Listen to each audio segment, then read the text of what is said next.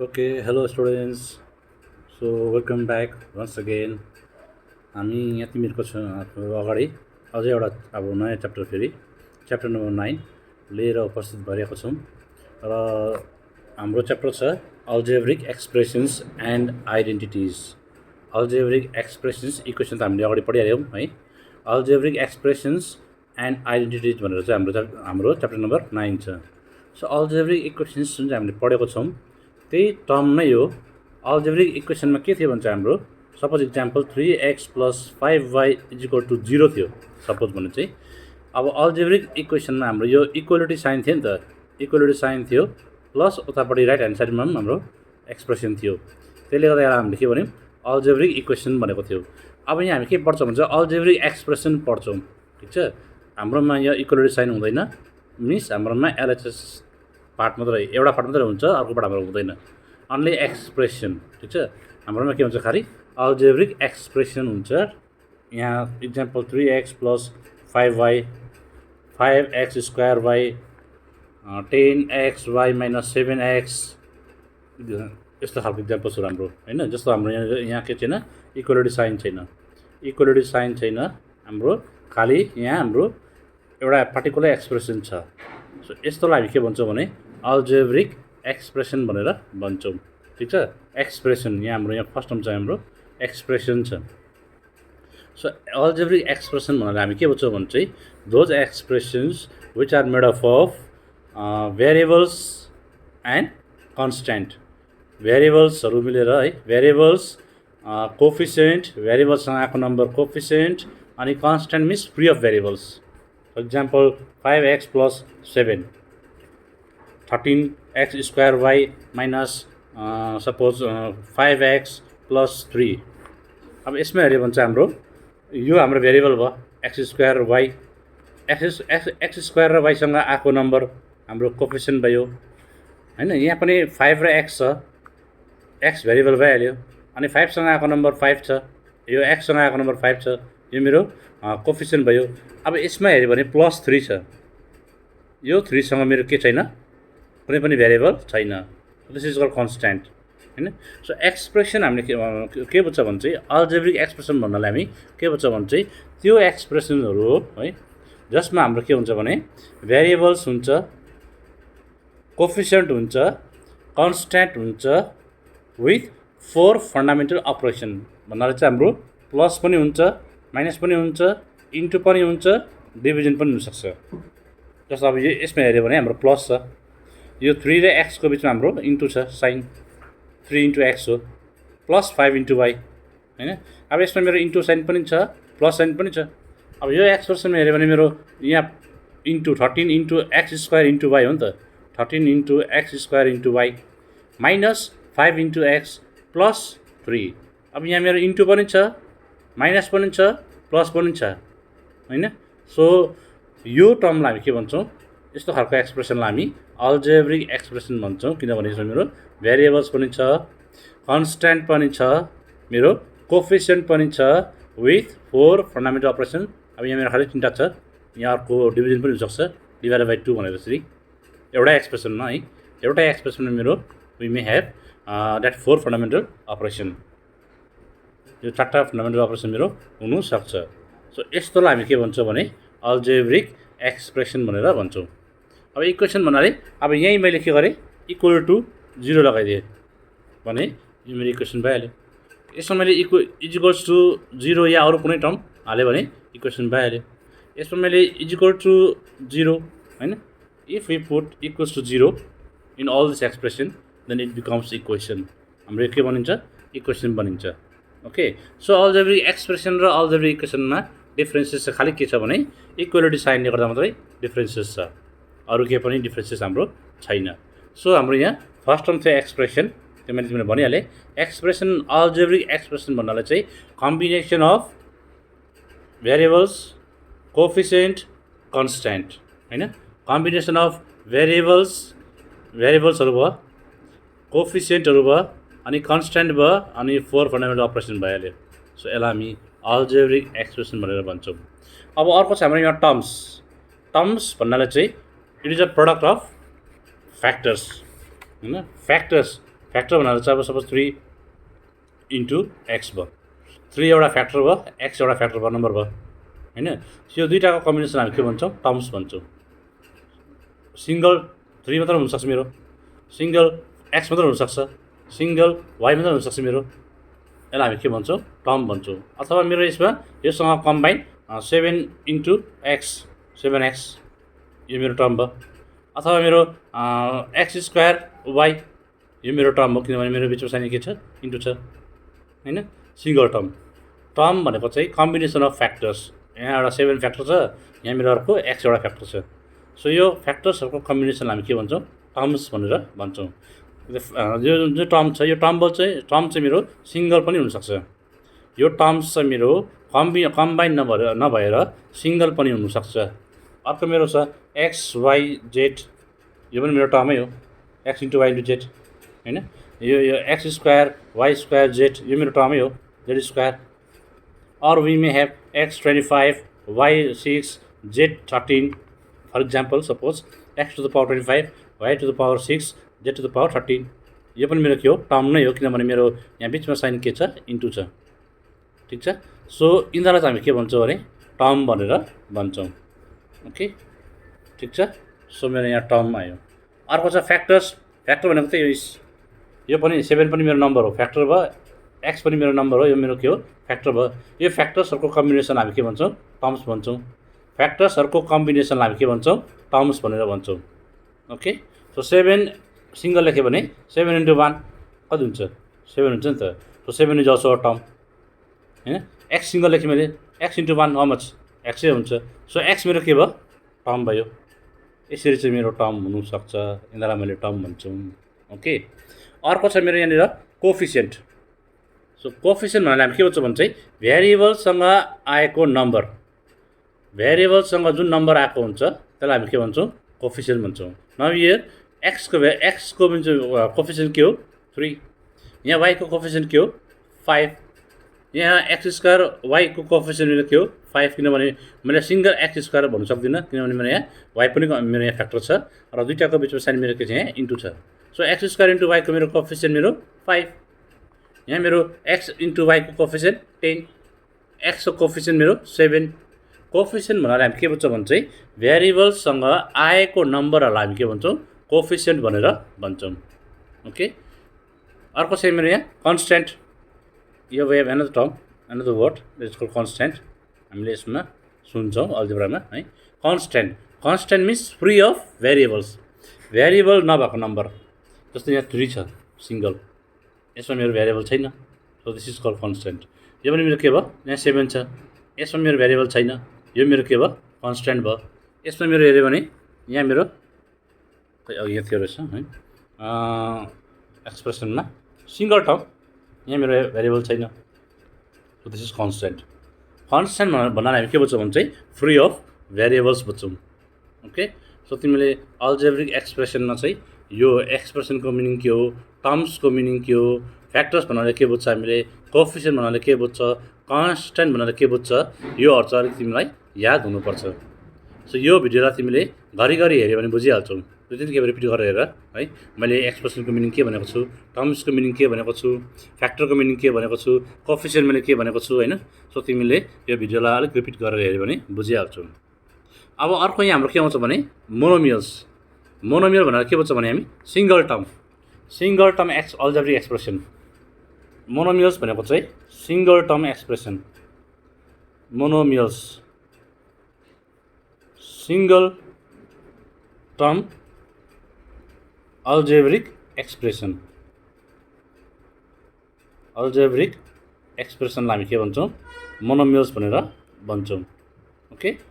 Monomial भनेको single term भनेको चाहिँ फर इक्जाम्पल 7 सिङ्गल छ, एउटामा यहाँनिर, यहाँ प्लस छैन माइनस छैन होइन, प्लस माइनस नभएको टर्म, सिङ्गल खालि एउटा, दिस इज कल्ड मोनोमियल। यो पनि मेरो के हो, मोनोमियल हो, किनभने यसमा मेरो के छैन, बिचमा प्लस माइनस छैन, वी हेभ इन्टु छ साइन, तर यहाँ मेरो कहीँ पनि प्लस माइनसले यसलाई छुट्याएको छैन, that's why this is called monomial.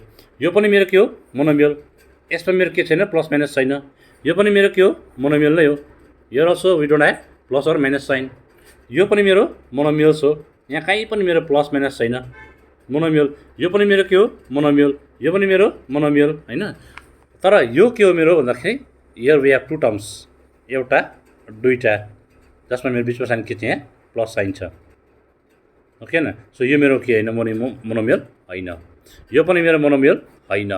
यो पनि यो चाहिँ मोनोमियल हो किनभने मेरो यहाँ कहीँ पनि प्लस माइनस छैन। दिस इज मोनोमियल हैन। यो मेरो मोनोमियल होइन किनभने मेरो यहाँ के छ माइनस साइन छ बिचमा। 10xy माइनस 7x यो मेरो के हो मोनोमियल, सरी मोनोमियल होइन।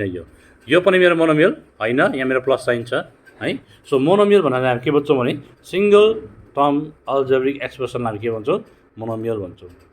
बुझ्यो होला हैन। अर्को छ मेरो यहाँनिर binomial. Bi means two, bi भनेको मेरो टू हो। बाइनोमियल्स टू टर्म भनेको नि two terms algebraic expression. Binomials भन्नाले हामी के बुझ्छौँ भने टू टर्म्स भनेको चाहिँ दुईटा टर्म, टू टर्म्स अल्जेब्रिक एक्सप्रेसनलाई टू टर्म्स अल्जेब्रिक एक्सप्रेसनलाई हामी के भन्छौँ बाइनोमियल भनेर भन्छौँ। ओके, फर इक्जाम्पल अब यसमै हेऱ्यो भने म ब्याकमा आयो भने here we have two terms, एउटा 3x एउटा 5y, बिचमा साइन मेरो के छ प्लस छ। So this is called binomial. यो मेरो के हो बाइनोमियल, यहाँ प्लस छ। यो मेरो के हो बाइनोमियल हो 10xy माइनस 7x। यो दुईटाको बिचमा मेरो साइन के छ माइनस छ। 10xy एउटा टर्म भयो, 7x अर्को टर्म भयो नि त। दुईटा टर्मको एक्सप्रेसनलाई मेरो हामी के भन्छौँ बाइनोमियल भनेर भन्छौँ। अब यसमा मेरो माइनस साइनले छुट्याएको छ यसलाई हैन। सो यसमा हेऱ्यो भने यो मेरो होइन किनभने यहाँ एउटा दुईटा तिनवटा टर्म छ। यो तिनवटा टर्मलाई मेरो प्लस र माइनस साइनले छुट्याएको छ। ओके न। So 13x² minus 5x plus 3। So यहाँ मेरो 3 टर्म्स भयो नि त। सो यो मेरो के होइन बाइनोमियल होइन। ओके, यो मेरो बाइनोमियल हो 5x प्लस 7। यहाँ मेरो अरू कहाँ छ, अरू छ कहीँ छैन। सो बाइनोमियल भनेर हामी के भन्छौँ भने टू टर्म्स अल्जेब्रिक एक्सप्रेसन हैन। x प्लस y यो मेरो अल्जेब्रिक के अरे बाइनोमियल भयो हैन। x माइनस y यो मेरो के हो बाइनोमियलै हो। तर x बाई y यो मेरो बाइनोमियल होइन। x डिभाइडेड बाई y यो चाहिँ बाइनोमियल होइन किनभने मेरो यहाँ प्लस माइनस साइन छैन। ओके, यो मेरो बाइनोमियल होइन है, याद राख्नु। किनभने y लाई मैले न्युमेरेटरमा लानु पऱ्यो भने मेरो बिचमा के आउँछ साइन इन्टु आउँछ, x into y to the power minus 1। यहाँ डिनोमिनेटरमा साइन मेरो प्लस थियो, y को पावर यहाँ प्लस 1 छ र माथि जाँदा मेरो के हुन्छ इन्टु हुन्छ र साइन मेरो के हुन्छ पावरको साइन माइनस हुन्छ। Okay, that's why x divided by suppose 7x divided by 5z यो मेरो बाइनोमियल होइन। ठिक छ, बुझ्दैछ? किनभने मेरो यहाँ कहीँ पनि प्लस माइनस साइन छैन, त्यसै कारण चाहिँ मेरो बाइनोमियल होइन। किनभने मैले यसलाई न्युमेरेटरमा लानु पऱ्यो भने चाहिँ यसलाई मैले माथि लगेर एक्सप्रेस गर्नु पऱ्यो भने 7x into 5 minus 1 into z minus 1 यस्तो हुन्छ। 5 को पावर यहाँ प्लस छ, माथि जाँदा माइनस भयो। z को पावर यहाँ प्लस छ, माथि जाँदा माइनस भयो। तर साइन यहाँ के छ मेरो इन्टु आएको छ। यहाँ कहीँ पनि मेरो प्लस माइनस साइन छैन। मेन साइन यहाँ कहीँ पनि मेरो प्लस माइनस छैन। That's why this is called monomial. यो मेरो के भयो मोनोमियल हो। ओके, बाइनोमियल भनेको यस्तो हुनु पऱ्यो, कि माइनस हुनु पऱ्यो कि प्लस हुनु पऱ्यो, दुईवटा टर्म हुनु पऱ्यो binomials. Next is trinomials. Again tri means 3, तिनवटा भनेको हैन। ट्राइनोमियल्स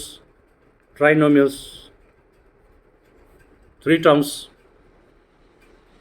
तिनवटा term. For example x plus y minus z suppose यहाँ आएर एउटा x छ, एउटा y छ, अर्को z छ हैन।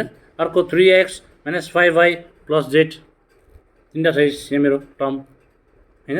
सो प्लस माइनस दुईवटा चाहिँ मिनिमम हुनु पऱ्यो हैन। यहाँ मेरो चाहिँ हेर 1 2 3 भयो नि, 3 टर्म्स भयो नि त, तिनवटा टर्म भयो नि मेरो। यो यस्तो खालको एक्सप्रेसनलाई हामी के भन्छौँ भने ट्राइनोमियल्स भनेर भन्छौँ। Okay, and the next one is polynomial. अर्को चाहिँ मेरो पोलिनोमियल्स। पोली मिन्स म्यानी, म्यानी मिन्स थुप्रो हैन। थुप्रो टर्म्सहरू, म्यानी टर्म्स अल्जेब्रिक एक्सप्रेसन। थुप्रो टर्म्सहरू भएको अल्जेब्रिक एक्सप्रेसनलाई हामी के भन्छौँ पोलिनोमियल भन्छौँ। फर इक्जाम्पल यहाँनिर x plus y plus z minus suppose यहाँ डब्लु छ अरे सपोज मोर देन 3 भयो नि त, 3टा भन्दा बेसी हो नि यो 1 2 3 4 हैन, मोर देन 3 टर्म्स भयो, त्यसै कारण चाहिँ हामी के भन्छौँ पोलिनोमियल भन्छौँ। ओके, बेसी एक्सप्रेसन भएको 3टा भन्दा बेसी, यदि कुनै पनि अल्जेब्रिक एक्सप्रेसनमा मेरो 3टा भन्दा बेसी टर्म्सहरू हुन्छ भने त्यसलाई हामी के भन्छौँ पोलिनोमियल्स भनेर भन्छौँ। ओके, अर्को छ यहाँ like terms and unlike terms. Like term भनेको चाहिँ लाइक टर्मको मिनिङ चाहिँ के हुन्छ भने ह्याभिङ सेम भेरिएबल्स